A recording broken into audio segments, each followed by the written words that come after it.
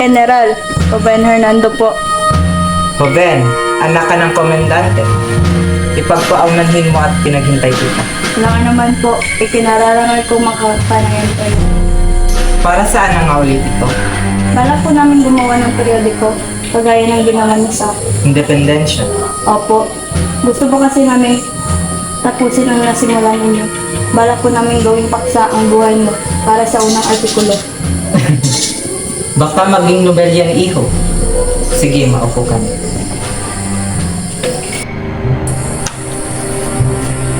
Ano sa tingin mo? Kapatid kong si Juan ang nagtabas. At ako mismo ang nagbayad.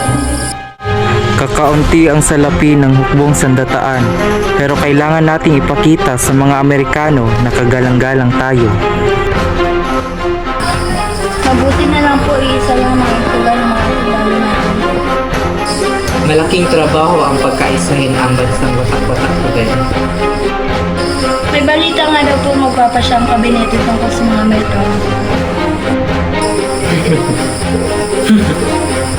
Mas madali mo pang pagkasunduin ang langit at lupa, Joven, kaysa sa dalawang Pilipino tungkol sa alin ng bagay.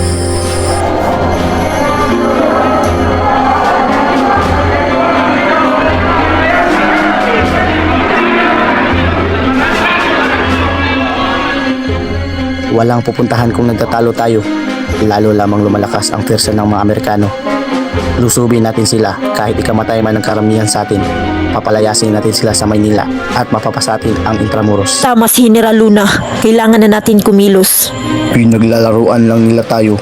Ang balita ay may paparating pa na 7,000 sundalo na mapapalakas ng kanilang puwersa. Kaaway din ng Espanya ang Amerika. Ang kaaway ng ating mga kaaway ituturing kong kaibigan. Nilalaban ng Amerika ang Cuba. Sinakop ba nila ang Cuba? Hindi. Tinulungan pa nila ang mga Cubano na paalisin ang mga Espanyol, kaya't wala tayong dapat ikatakot. Walang umiiral na mag-isa, Joven. Lahat ng mga nauna sa atin, inalay nila ang kanilang buhay para sa kalayaan. Kung Espanya pa talaga ang kalaban ng mga Amerikano, bakit hindi sila makiisa sa atin? Bakit pinipigilan nila tayong pumasok sa Intramuros? Bulag, huwag kayong maniwala sa mga matatamis na salita ng mga Amerikano. Walang puwang ang mga bulag sa kabinete na ito. Paano ang aming mga negosyo kung makikipaglaban kami para sa ekonomiya? Paano namin mapapakain ang aming mga pamilya? Negosyo o kalayaan, bayan o sarili, pumili ka.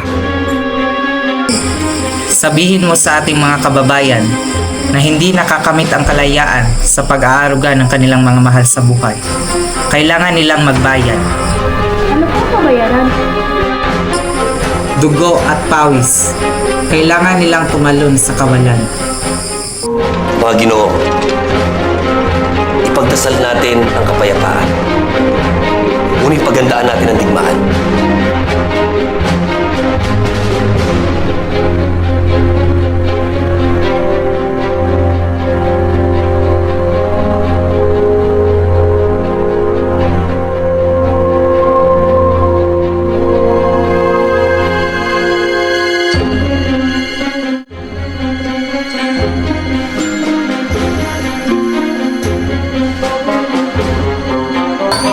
Stay alert!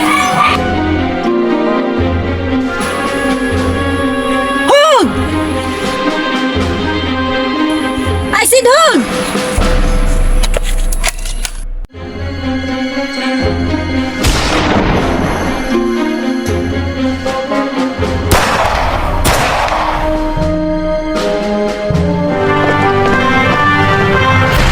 America is destined for better deeds.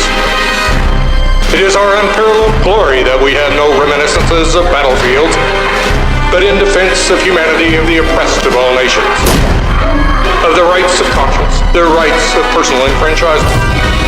Our annals describe no scenes of horrid carnage where men were led on by hundreds of thousands to slay one another. Nor have the American people ever suffered themselves to be led on by wicked ambition to spread desolation far and wide that a human being might be placed on a seat of supremacy. We are the nation of human progress, and who will, what can, set limits to our onward march? It is surely the manifest destiny of the United States to lead in the attempt to make this spirit prevail. Pagkain mo ng mabuti mga bala.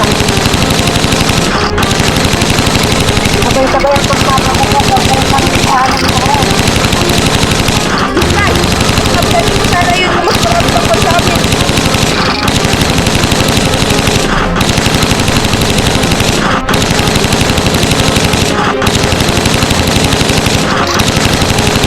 Magpadala ka ng sigat sa mga katakaw. Siguro ulit kung wala na kami nakalaban.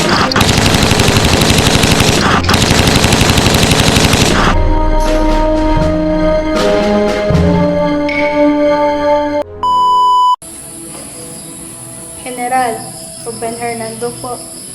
Joven, anak ka ng komendante. Ay, ana dito no. Anak ka ng ay, hello, ana dito no. Men, look alert!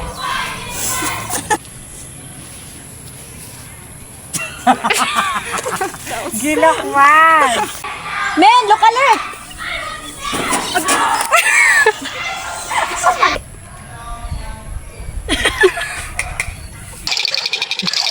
Iyan na, babe. May mga tao.